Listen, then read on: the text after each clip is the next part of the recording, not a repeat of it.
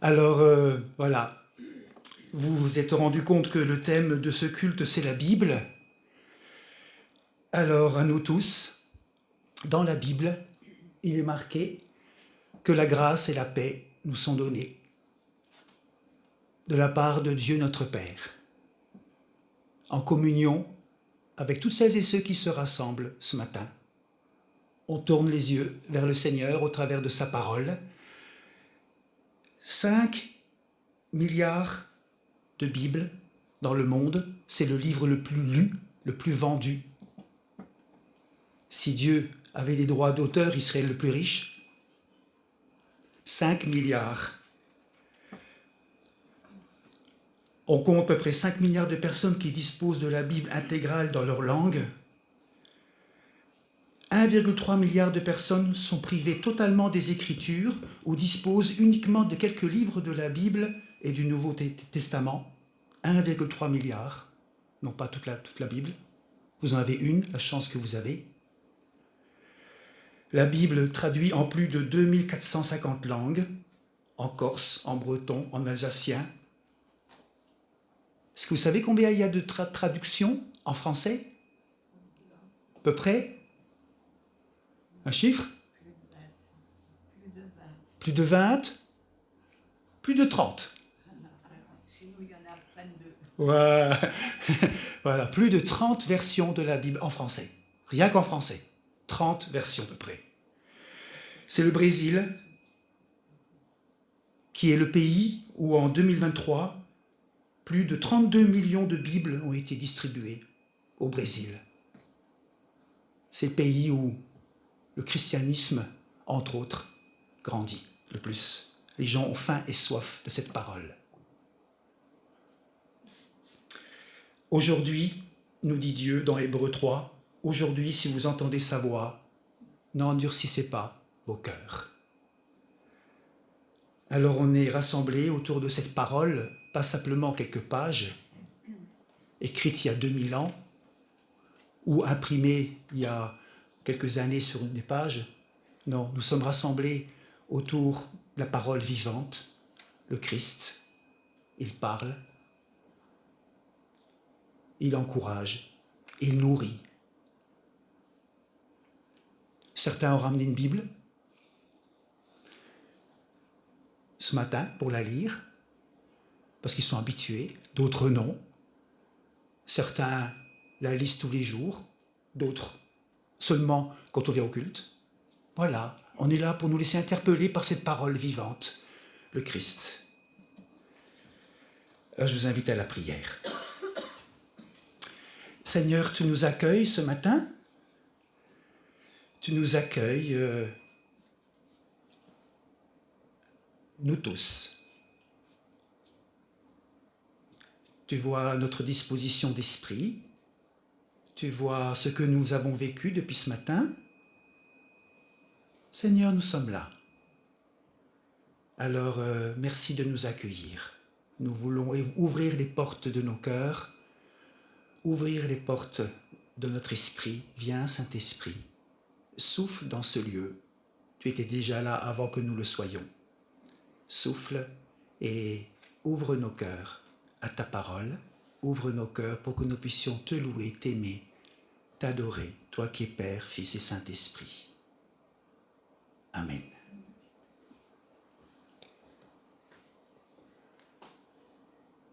On va prendre le premier chant, Ouvrez les portes, dans le livret. C'est le premier chant, il faut trouver dans la liste. C'est celui-ci. Voilà, c'est ça.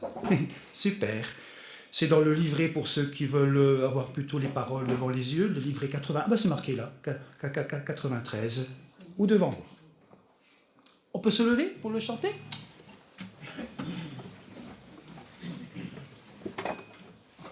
Ouvrez les portes, annoncez le roi, et laissez Jésus entrer. Voilà, et on ferme les portes. C'est bien ça, ouvrez les portes et on ferme les portes. Chose qui ne va pas, mais vous voyez, hein, on est des fois un peu bizarres. Voilà.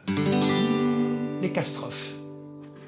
Ah, je vais prendre ma partition, comme ça c'est un petit peu mieux. Voilà. Ouvrez les portes, annoncez le roi, et laissez Jésus entrer. les portes et ouvrez vos cœurs, il vient avec majesté. Ouvrez les portes à celui qui vient au nom du Seigneur. Ouvrez les portes à celui qui est le Dieu vainqueur. Ouvrez les portes, annoncez le roi et laissez Jésus entrer. Ouvrez les portes et ouvrez vos cœurs, il vient avec majesté. Ouvrez les portes à celui qui tient les clés de la vie. Ouvrez les portes et les pauvres seront affranchis. Ouvrez les portes, annoncez le roi et laissez Jésus entrer. Ouvrez les portes et ouvrez vos cœurs, il vient avec majesté.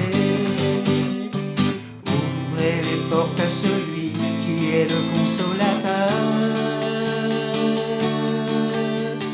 Ouvrez les portes à celui qui veut sonder vos cœurs. Ouvrez les portes, annoncez le roi et laissez Jésus entrer.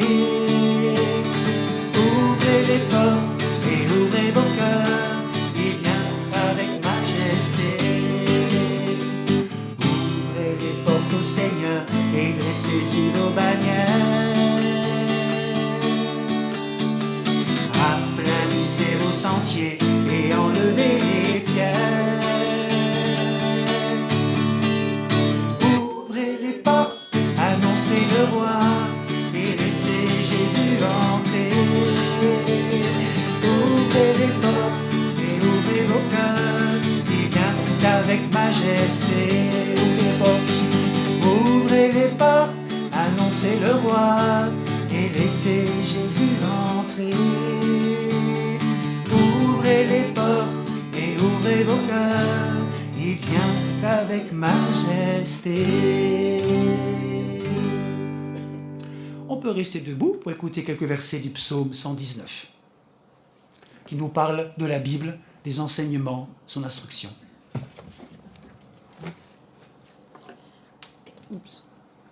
Seigneur, ta parole demeurera toujours. Elle est établie dans les cieux. Ta fidélité subsiste de génération en génération. Tu as établi la terre, elle tient bien en place. Tout subsiste aujourd'hui grâce à tes décisions, car tout l'univers est à ton service. Sans ton enseignement, qui fait mes délices, j'aurais péri dans mon malheur. Quand je savoure tes instructions, je leur trouve un goût plus doux que le miel. Mon discernement vient de ce que tu exiges. C'est pourquoi je déteste toutes les pratiques mensongères. Ta parole est une lampe devant mes pas, une lumière qui éclaire mon sentier. Soutiens-moi pour que je vive comme tu l'as promis. Ne déçois pas mon espérance.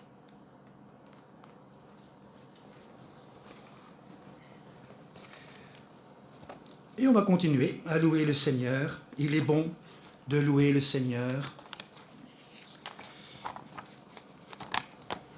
de chanter le nom de Dieu le plus haut.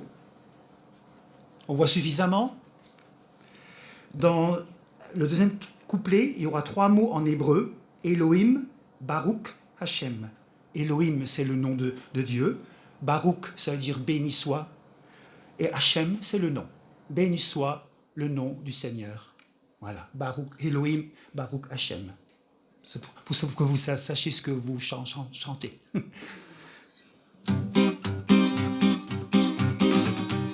Il est bon de louer le Seigneur et de chanter le nom du Dieu le plus haut, de proclamer sa fidélité durant les jours, pendant les nuits.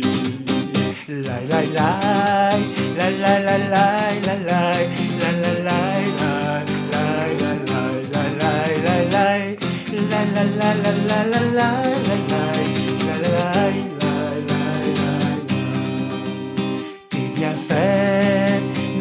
peuvent se compter, émerveillés par ce que tu as créé.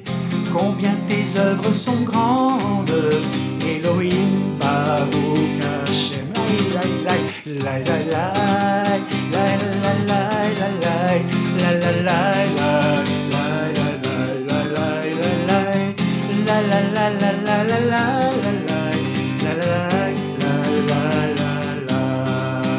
On va monter. Fais-moi vivre près de toi, Seigneur. Fais-moi grandir comme les cèdres du Liban, planté dans la maison du Seigneur pour vivre éternellement. La la la la la la la la la la la la.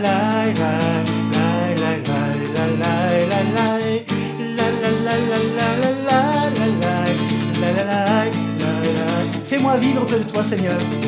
Fais-moi vivre près de toi, Seigneur. Fais-moi grandir comme le cèdre du Liban, planté dans la maison du Seigneur pour vivre éternellement. La la la la la la la la la la la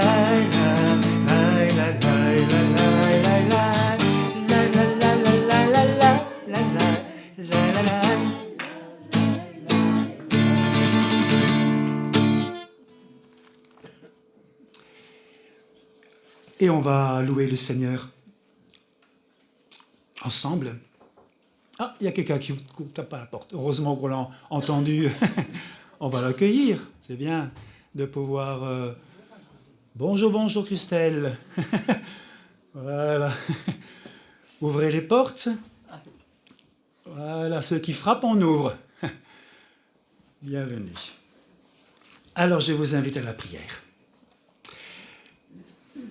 Seigneur, on se tient devant toi avec nos cœurs, avec la gratitude et de la joie d'être là ensemble. Merci pour celle ou celui qui est à côté de nous, qu'on ne le connaisse pas ou peu. Merci. Merci pour ton accueil, ton regard qui est posé sur chacun. Tu es le Dieu vivant, un Dieu qui parle par ta parole. Tu te révèles au travers de ta parole. Elle est précieuse pour nous. Alors merci pour ce trésor inestimable qu'est la Bible. Merci pour ce livre qui est rempli de promesses. Tu tiens tes promesses, Père. Peut-être que certains d'entre nous ont lu cette parole cette semaine, ont été encouragés. Ils ont vu combien tu tenais tes promesses. Elle est vraiment une lampe sur nos pas. Juste devant nous, une lampe qui éclaire notre chemin. Louange à toi. Oui, elle est plus douce que le miel, ta parole. Elle nous fait du bien. Merci pour toutes ces et ceux qui nous l'ont enseigné. Tous ces hommes et ces femmes, ces prêtres, ces pasteurs, ces laïcs, ces prédicateurs, ces anciens, ces conseillers presbytéraux, nos frères et sœurs qui nous ont enseigné ta parole, ici dans ce lieu, dans nos maisons et ailleurs. Merci parce qu'ils ont été un témoin. Ils ont été des témoins de ta parole. Louange à toi. Alors, donne-nous toujours d'aimer ta parole, de la méditer, jour et nuit, et nous laisser transformer par elle. Qu'elle devienne la force pour nous ce matin, cette parole. On te loue parce que tu es notre force, notre bon berger. Et rien ni personne ne peut s'opposer à toi. Tu es ce vivant vainqueur qui a triomphé de la mort et qui nous promet la vie éternelle. Louange à toi. Amen.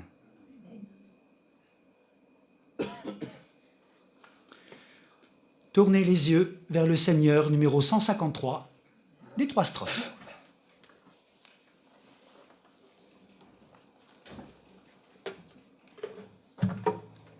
C'est aussi un psaume, différents psaumes. Quand vous ne voulez pas lire les psaumes, vous chantez. Tournez les yeux vers le Seigneur et rayonnez de joie. Chantez son nom de tout votre cœur. Il est votre sauveur. C'est lui votre Seigneur. J'ai cherché le Seigneur et il m'a répondu. C'est vrai ça? Il m'a guéri de mes peurs et sans fin je le louerai. Tournez les yeux vers le Seigneur et rayonnez de joie. Chantez son nom de tout votre cœur. Il est votre sauveur. C'est lui votre Seigneur. Dieu regarde ceux qu'il aime. Il écoute leur voix. Il les console de leur peine et guide leur pas. Tournez les yeux vers le Seigneur et rayonnez de joie, Chantez son nom de tout votre cœur. Il est votre sauveur. C'est lui votre Seigneur. Ceux qui cherchent le Seigneur ne seront privés de rien. S'ils lui ouvrent leur cœur, ils seront comblés de bien. Tournez les yeux vers le Seigneur et rayonnez de joie.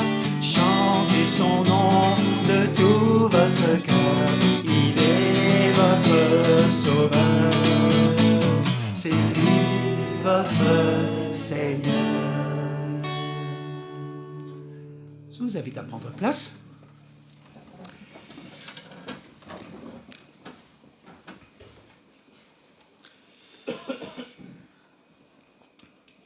On va se présenter devant le Seigneur pour un petit moment de silence et puis en même temps de se rendre compte que notre lecture de la Bible n'est peut-être pas toujours ce que lui souhaite.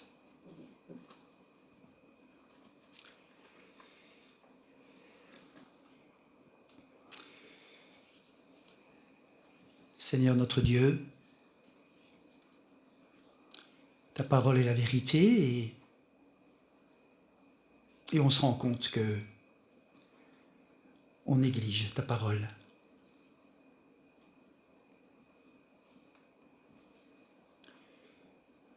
Nous négligeons ta parole qui est source de vie et de vérité. On préfère écouter et voir sur nos smartphones autre chose que ta parole. On préfère ouvrir d'autres livres, écouter les voix de ce monde qui nous tirent vers le bas, très souvent.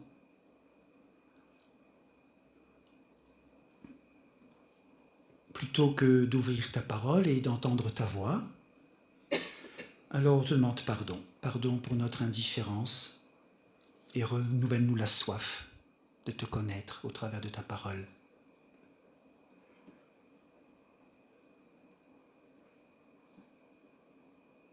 Aide-nous à aimer, à méditer, à vivre ta parole chaque jour.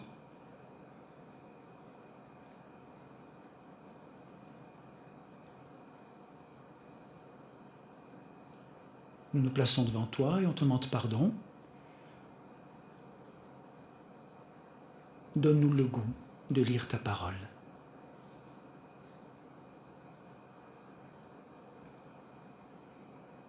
Nous voulons nous appuyer sur ta grâce, sur ton esprit pour nous guider. Au nom de Jésus, nous te prions. Amen.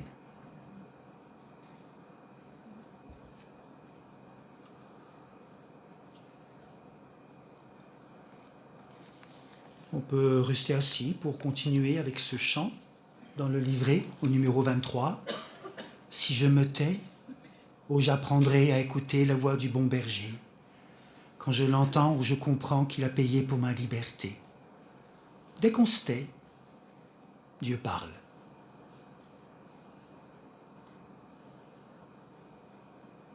Lorsque vous ouvrez la Bible, simplement dire, avant de lire cette parole, je me tais, parle-moi.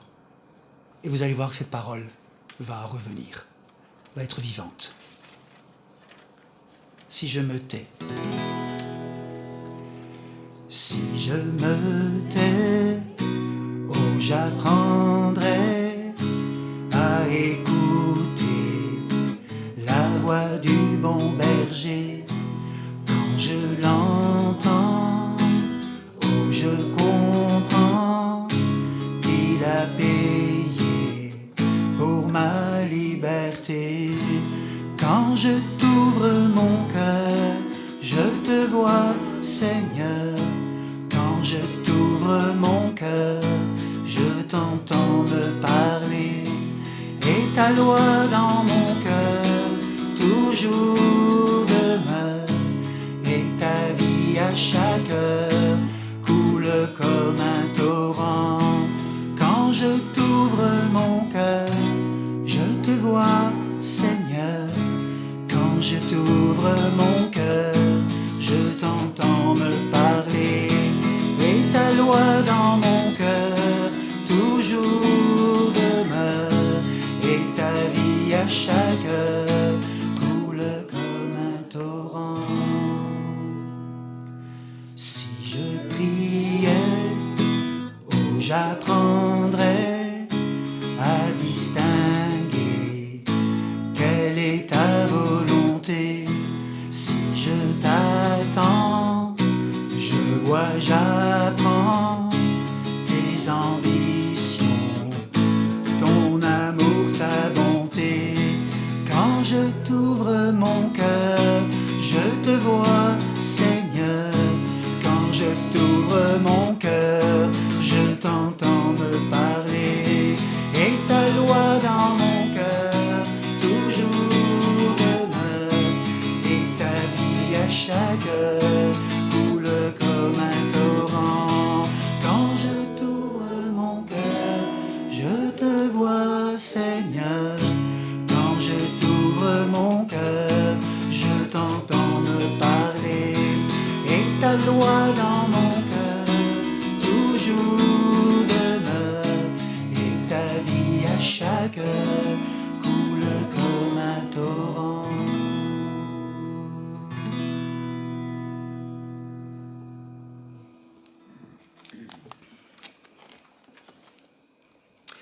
Et dans Ésaïe 55, nous lisons ceci. Recherchez le Seigneur maintenant qu'il se laisse trouver. Faites appel à lui maintenant qu'il est près de vous. La pluie, la neige tombent du ciel, n'est-ce pas? Mais elle n'y retourne pas sans avoir arrosé la terre, sans l'avoir rendue fertile et puis sans avoir germé les graines. La neige et la pluie procurent ainsi ce qu'il faut pour semer et ce qu'il faut pour se nourrir. Eh bien, il en est de même pour ma parole, pour ma promesse, dit Dieu. Elle ne revient pas à moi sans avoir produit de l'effet, sans avoir réalisé ce que je voulais, sans avoir atteint le but que je lui avais fixé.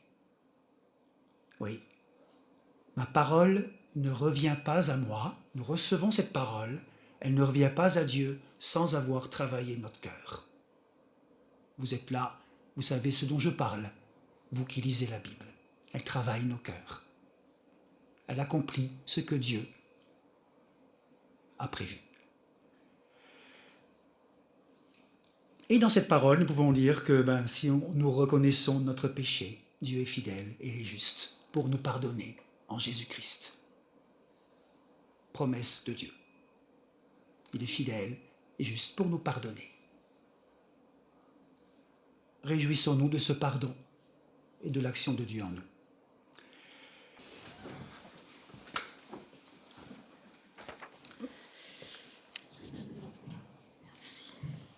En première lecture, nous lisons dans l'évangile de Luc au chapitre 8.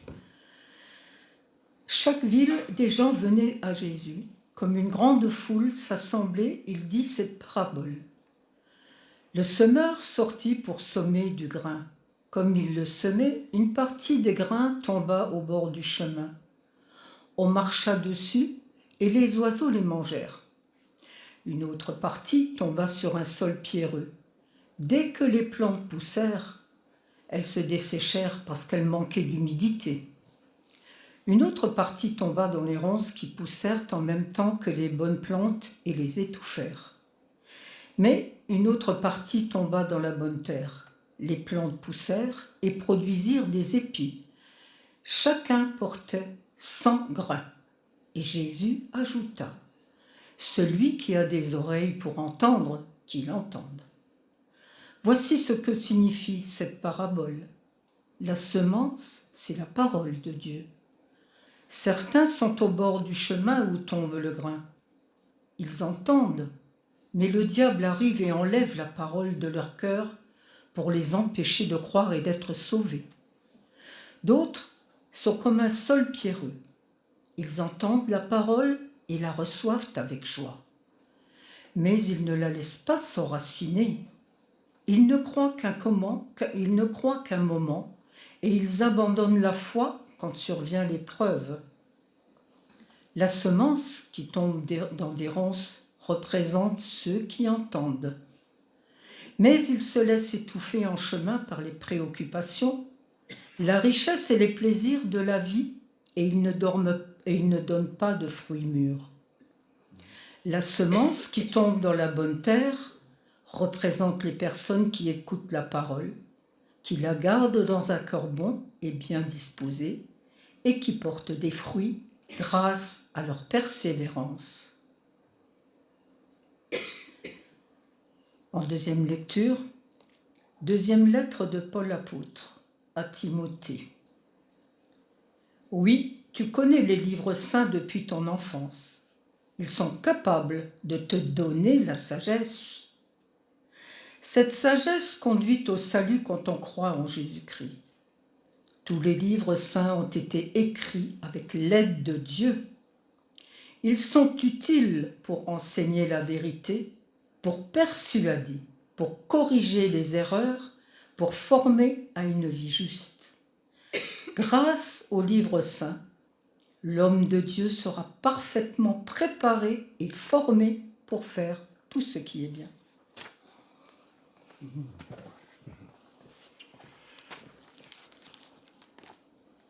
Voilà, j'ai mis quelques... Voilà. Voilà la question que je me suis posée. Pourquoi est-ce que je lirais la Bible ?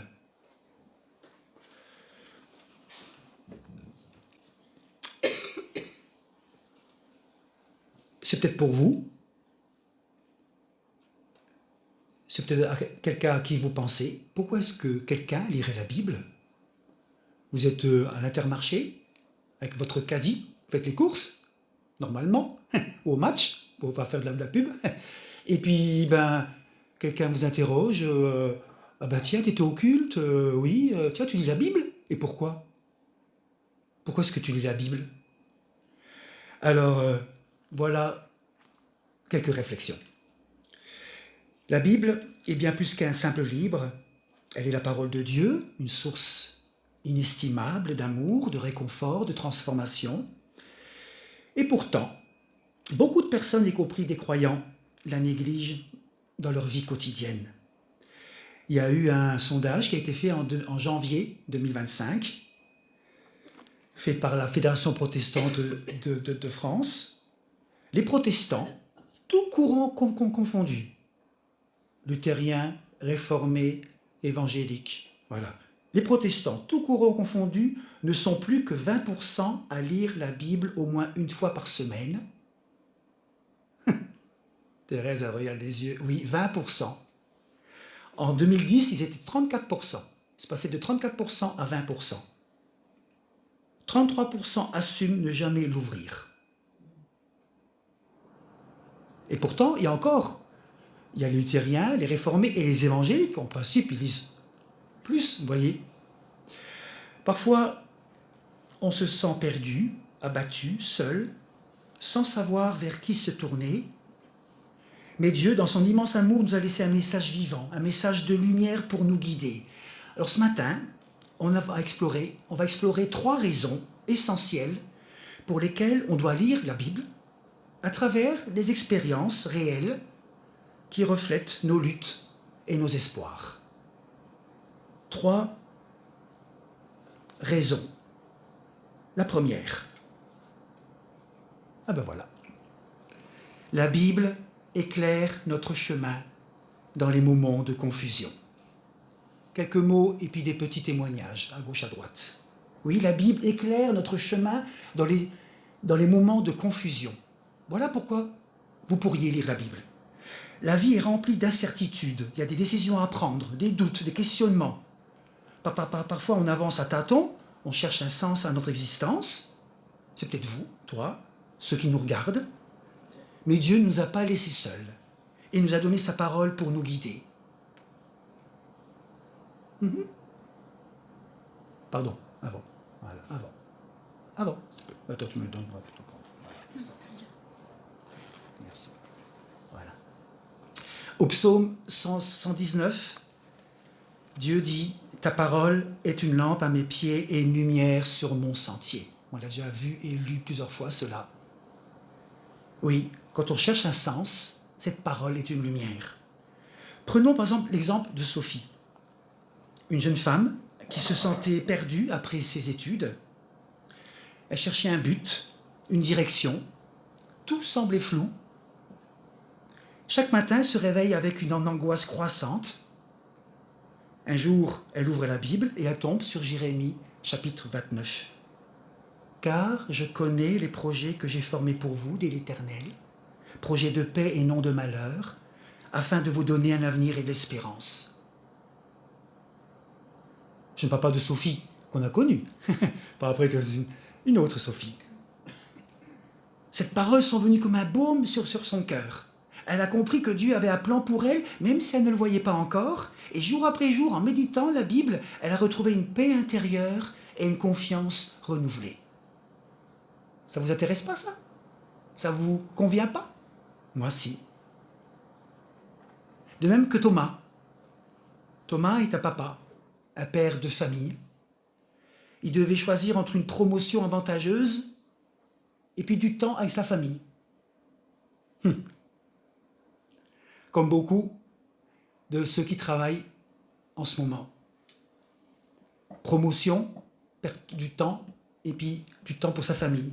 L'anxiété l'envahissait jusqu'à ce qu'il lise, voilà, Proverbe 3. Confie-toi en l'Éternel de tout ton cœur, ne t'appuie pas sur ta sagesse, reconnais-le dans toutes tes voies, et il aplanira tes sentiers. Cette parole l'a aidé à remettre sa décision entre les mains de Dieu, et il a trouvé la paix dans son choix. Dieu nous parle toujours, et sa parole éclaire nos pas, même quand tout semble sombre. Voilà pourquoi, entre autres, nous lisons la Bible.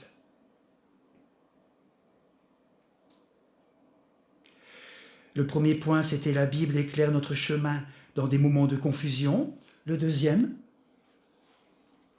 la Bible nous fortifie dans l'épreuve. Voilà pourquoi nous avons à lire la Bible. Elle nous fortifie dans l'épreuve. Nous traversons tous des tempêtes, des deuils, des maladies, des échecs. Ces moments peuvent nous briser ou nous rapprocher de Dieu. La Bible est une source infinie de réconfort et nous rappelle que nous ne sommes jamais seuls. L'apôtre Paul nous dit dans Romains 15, « Tout ce qui a été écrit d'avance l'a été pour notre instruction, afin que par la patience et par la consolation que donnent les Écritures, nous possédions l'espérance. » Marc est un papa, un père de famille. Il a vécu une période d'épreuve intense après avoir perdu son emploi. L'angoisse du lendemain le rongeait. Il lit la Bible.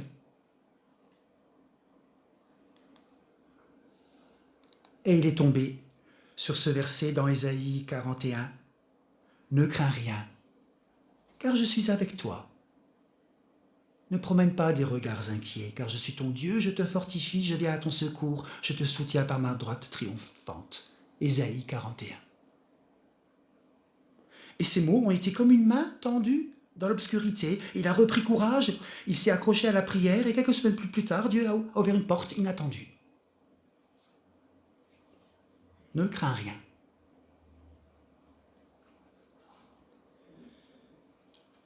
Il y a aussi l'histoire de Claire, cette jeune femme.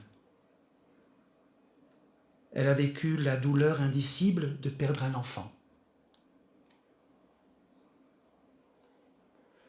Et dans sa souffrance, elle a crié à Dieu. Et elle a trouvé la consolation avec ce psaume 34, verset 18. Barbara, tu veux le lire, s'il te plaît? L'Éternel est près de ceux qui ont le cœur brisé, et il sauve ceux qui ont l'esprit abattu. L'Éternel est près de ceux qui ont le cœur brisé. Il sauve ceux qui ont l'esprit abattu. Cette promesse l'a aidé à surmonter le deuil jour après jour, sachant que Dieu pleurait avec elle et lui donnait la force de continuer. La Bible n'efface pas nos douleurs, mais elle nous rappelle que Dieu est avec nous et il nous porte et nous soutient quand nos forces nous abandonnent. Et dans le même sens, j'affirme que la Bible est une source inépuisable d'espérance. Elle nous promet que malgré les épreuves, il y a la vie éternelle avec Dieu. Jésus le déclare dans Jean 14. Dans la maison de mon Père, il y a beaucoup de demeures. Si cela était, je ne vous l'aurais pas dit. Je vais vous préparer une place. Waouh! Je vais vous préparer une place. Cette promesse d'une vie après la mort est la plus grande source d'espérance pour le chrétien. Même face à la souffrance et à la mort, nous avons l'assurance que Dieu prépare un avenir glorieux pour ceux qui croient en lui. Pour ceux qui croient en lui. Crois-tu en Jésus-Christ? Crois-tu qu'il est mort pour toi, qu'il te prépare une place? Il y a cette promesse.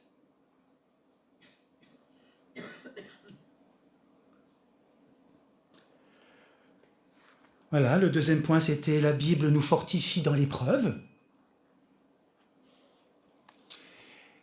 Et la troisième raison qu'on pourrait avoir pour lire la Bible, troisième raison, la Bible transforme nos vies et nous rapproche de Dieu. Ceux qui veulent, au lieu de prendre des notes, je peux vous envoyer le texte, c'est peut-être plus simple, comme ça vous pouvez l'écouter. Oui, la Bible transforme nos vies et nous rapproche de Dieu. Lire la Bible ne change pas seulement notre esprit, elle transforme notre cœur, elle nous façonne à l'image de Jésus en nous enseignant l'amour, la patience, et puis quoi? L'amour, la patience, ça nous enseigne quoi aussi? La paix, l'espérance, la persévérance. Allez, il y a un mot encore qui est dur à prononcer. La foi, l'amour, la fidélité, l'amour. Qu'est-ce que la Bible encore nous enseigne à l'image de Jésus? Un mot qui est dur à articuler des fois. Le pardon. Ah oui, l'amour, la bienveillance, mais le pardon, des fois c'est difficile. Oui. Hébreux 4 nous dit, c'est celui-là, je ne sais plus si j'avais mis, voilà. Hébreux 4 nous dit, la parole de Dieu est vivante, efficace, plus tranchante qu'une épée quelconque à deux tranchants. Elle pénètre jusqu'à partager notre âme et notre esprit. Elle juge les sentiments et les pensées du cœur. Hébreux 4. Jean, un homme, était colérique, distant. Sa famille souffrait de ses réactions brusques. Un jour, il a été invité à lire l'évangile de Jean et a découvert l'immense amour de Jésus. Et en lisant Galates 5, il a compris que cet esprit pouvait transformer son caractère. Ah, intéressant, oui. Le fruit de l'esprit, Galates 5, Le fruit de l'esprit, c'est l'amour, la joie, la paix, la patience, la bonté, la fidélité, la douceur, la tempérance et la bénignité. Voilà, Galates 5. Et petit à petit, la parole a adouci le cœur de Jean. Il a appris à maîtriser sa colère, à aimer avec sincérité, et sa famille a vu en lui comme un homme nouveau.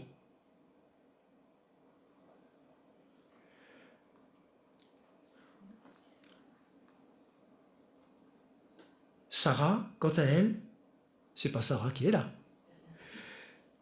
Mais j'aime bien prononcer des prénoms. Voilà. Sarah, quant à elle, vivait prisonnière de l'amertume. Elle avait été blessée par des proches, n'arrivait pas à pardonner. Et en lisant Colossiens 3, elle a été comme touchée. Voilà ce que dit Colossiens 3. Supportez-vous les uns les autres, et s'il a un sujet de se plaindre de l'autre, pardonnez-vous réciproquement. De même que le Christ vous a pardonné, pardonnez-vous aussi. Elle a découvert la puissance du pardon.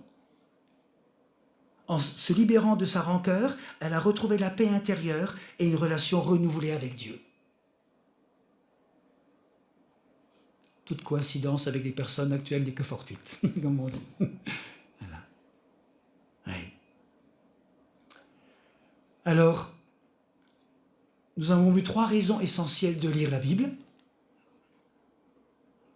Elle nous éclaire quand nous sommes perdus. Elle nous fortifie dans nos douleurs. Et elle nous transforme profondément. Dieu nous parle encore aujourd'hui à travers sa parole. Il connaît nos luttes, nos peines, nos espoirs. Il veut nous guider, nous porter, nous transformer. Alors ne laissons pas la Bible sur une étagère. Dieu veut nous rencontrer au travers de sa parole. Approchez-vous d'elle avec un cœur ouvert. Et vous verrez combien elle peut être une source de paix, de force, d'amour au quotidien. Que Dieu nous aide à aimer sa parole et la vivre pleinement.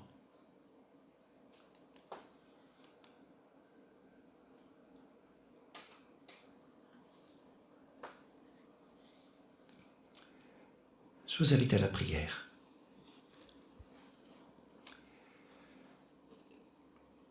Alors Seigneur, tu viens, tu vois tout ce qu'on a pu entendre ce matin au travers de ta parole. Nous ne voulons pas que cette semence soit comme sur le chemin, picorée par des oiseaux ou enveloppée dans des ronces, étouffée par des ronces. Non, Seigneur, on veut que ce qu'on a pu entendre ce matin de ta part puisse produire du fruit. Alors viens, Saint-Esprit. Nous aimons ta parole. On a envie de la lire. Que ce soit au travers des applications, au travers du livre, en ne la lisant que 5 minutes, comme pendant des heures et des heures. Parle-nous. Au nom de Jésus, nous voulons dire à toute force ennemie que nous faisons le choix de lire ta parole.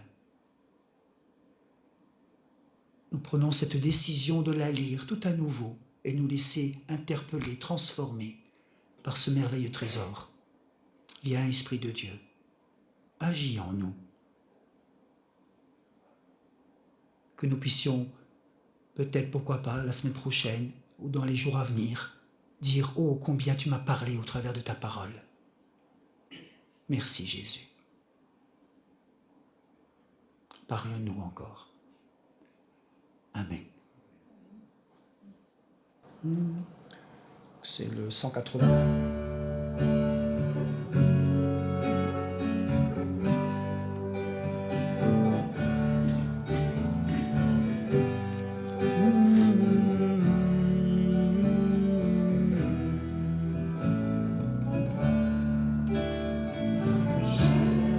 Cherchez d'abord le royaume de Dieu et sa justice,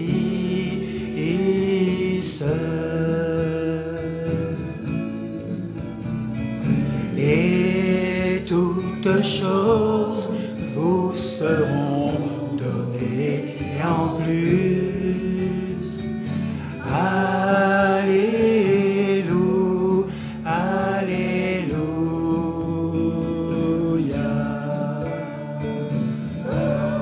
Alléluia, Alléluia, Alléluia.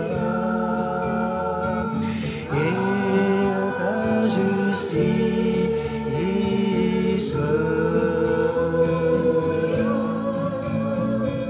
et toutes choses vous seront données en plus. Alléluia, Alléluia.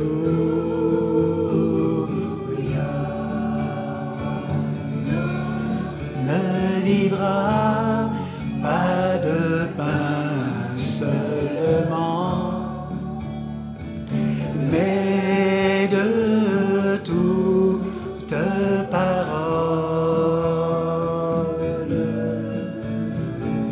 qui sortira de la bouche de Dieu. Alléluia, Alléluia. On peut même reprendre, l'homme ne vivra pas de pain. L'homme ne vivra pas de pain seulement, mais de toute parole qui sortira de la bouche de Dieu. Alléluia, Alléluia. C'est bon.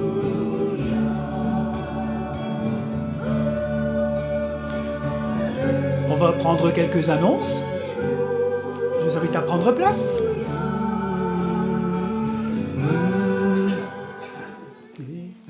Ma manière de donner un grand merci. Deux petites... pendant que ça passe, la plus petite Bible imprimée. Pendant que j'y cherche, vous arrivez à faire plusieurs choses à la fois, les femmes. Elles font plusieurs choses à la fois. La plus petite Bible imprimée à 4,5 cm de long, large de 3 cm, épaisseur de 200 cm, 878 pages, imprimée en Angleterre. 4, 3, 2. Ça, c'est une petite Bible. 870 pages. Ah, ben... c'est un petit peu... c'est... Et bien sûr, il y a des Bibles avec YouVersion sur les smartphones, avec Hello Bible, des applications. Laquelle? Moi j'ai Holy Bible. Holy Bible, voilà. Pour celles et ceux qui veulent lire la Bible par leur portable, vous tapez Hello Bible. Comment? Oh, Colette. Super. Hello Bible, voilà. Il y a YouVersion, Bible Gateway, plusieurs façons de lire la Bible par smartphone. Il y en a qui aiment la lire sur le papier. Il y en a qui lisent simplement un verset, ça leur suffit. D'autres prennent un verset, 2, 3, puis un commentaire. Chacun a sa façon de lire la Bible. Il y en a certains qui la lisent au hasard. Qui est-ce qui la lit au hasard? Ah, voilà, Marie. Voilà, certains la lisent au hasard. Moi, j'aime bien la lire avec quelques versets, une quinzaine de versets, puis un petit commentaire. Voilà, il y en a qui veulent simplement la lire, il y en a qui veulent la décortiquer. Qui est-ce qui aime bien la décortiquer? Ah, voilà, Barbara. Qui est-ce qui aime bien décortiquer? Voilà. Il y en a qui préfèrent écouter. On trouve sur Internet, il y a même une paroisse à Paris qui propose « Écoutez la Bible ensemble ».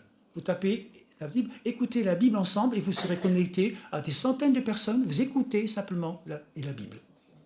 Oui, ma sœur qui ne voit pas, elle écoute. Voilà, chacun a sa façon. Voilà.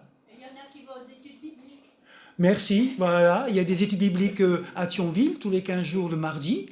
On se réunit ici aussi avec le prêtre, merci, je l'avais oublié, une fois par mois, le samedi. J'avais totalement oublié, il faut que ça rentre au fur et à mesure. Le samedi matin, il y a une douzaine de personnes, ici, suite au parcours alpha, on se retrouve en ouvrant la Bible. C'est ouvert à tous. La prochaine fois, c'est le 3e samedi du mois de mars, de 9h30 à 11h. Voilà. Ouvert à tous, le samedi matin. Bien. Des autres annonces, sinon? Des autres nouvelles? Et, portons... tu disais qu'il y avait aussi une fille de ton lycée. Oui. Tu peux partager quelques mots? Oui. En fait, il y a... Bah. En micro. Oui, va au micro. Vas-y. Oui, ça fait ça aussi. Alors, il y a un message qu'un professeur ne devrait jamais avoir. C'est celui qui vous annonce le décès d'un élève. C'est ce qui est arrivé hier. On a eu un message de notre chef d'établissement pour nous annoncer le décès de la petite Lily, qui n'était qu'en 5e d'une grave maladie qu'elle a développée il y a 2 ans et elle en est décédée. Donc, ayons une pensée pour sa famille, pour Lily, pour sa famille, pour le corps enseignant aussi, parce qu'il va falloir conjuguer avec les émotions des gamins et nos propres émotions. Parce qu'on a beau dire, c'est le genre de choses qu'on ne devrait jamais recevoir. Et on est traversé par un sentiment de tristesse, d'injustice, de colère aussi, ce qui est normal. Il va falloir qu'on conjugue nos émotions à celles des enfants. On va devoir les accompagner aussi. Donc, ayons une pensée pour la famille et puis pour les camarades de Lily et le corps enseignant. Merci.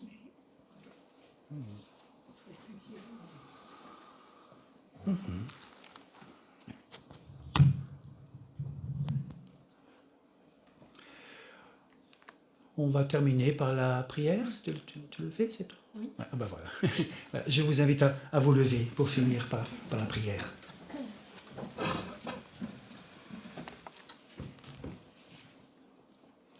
Seigneur, tu as posé dans le cœur de tes disciples la semence de ta parole. Nous te prions pour l'Église, qu'elle soit un reflet de ta bonne parole. Tu as posé dans le cœur de chacun la semence de ton amour. Nous te prions pour l'humanité déchirée. Que grandisse parmi nous ton amour, qui ne cesse de faire toutes choses nouvelles. Tu as posé en ton Église la semence de ta confiance. Nous te prions pour ceux qui te sont fidèles. Qu'à la suite de ton Fils, ils apprennent à se faire confiance les uns les autres. Tu as posé en l'humanité ta semence de vie. Nous te prions pour tous ceux qui luttent, qu'ils soient fortifiés dans leur combat. Dans le silence, confions à Dieu ce qui nous tient particulièrement à cœur.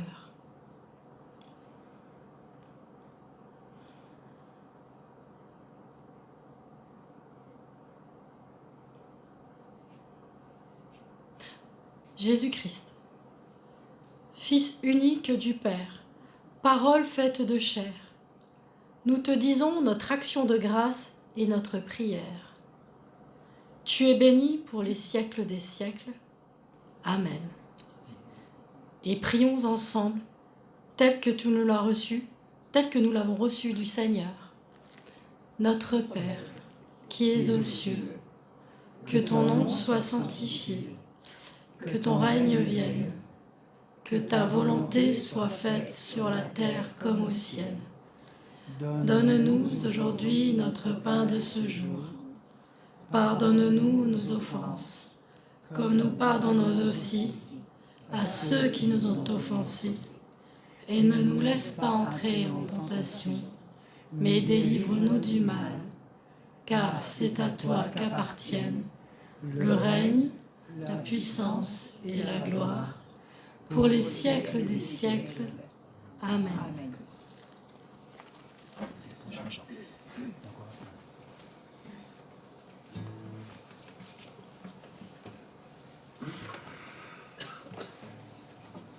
Et le prochain chant qui n'est pas dans le livret ni dans le cantique, qu'on a déjà eu l'occasion de prendre dans les veillées de louange le vendredi soir. Jésus, Jésus, alléluia. Hop. Jésus, Jésus, alléluia, Jésus, Jésus, alléluia, Jésus, Jésus, alléluia, Jésus est notre joie. Jésus, Jésus, Jésus, Jésus, Jésus, alléluia, Jésus, Jésus, alléluia, Jésus, Jésus, alléluia, Jésus est notre joie. Venez chanter, alléluia, venez danser, alléluia, venez louer, alléluia, Jésus est notre joie. Venez chanter, alléluia, venez danser, alléluia, venez louer, alléluia, Jésus est notre joie. Jésus, Jésus, alléluia, Jésus, Jésus, alléluia, Jésus, Jésus, alléluia, Jésus est notre roi. Jésus, Jésus, alléluia, Jésus, Jésus, alléluia, Jésus, Jésus, alléluia, Jésus est notre roi. Venez chanter, alléluia, venez danser, alléluia, venez louer, alléluia, Jésus est notre roi.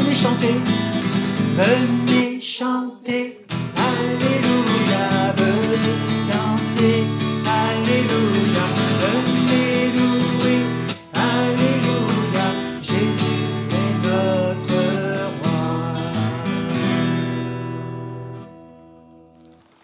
C'était un mois. Jésus ressuscité, on le prendra pour Pâques. Pour Pâques. Ma parole ne revient pas à moi sans avoir produit des faits, sans avoir réalisé ce que je voulais, sans avoir atteint le but que je lui avais fixé. Seigneur, ta parole est la vérité, et ta vérité nous transforme. Que le Seigneur vous bénisse, vous garde, vous console. Soyez des paroles vivantes auprès des uns et des autres. Ce monde a besoin de vous. Ce monde a besoin de la parole qui est en vous, inspirée par l'Esprit Saint. Oui, soyez envoyés des porte-paroles de Dieu. Soyez des porte-paroles de Dieu, habités par sa présence, et pas tout seul, heureusement. Il vous bénit et il vous garde. Amen.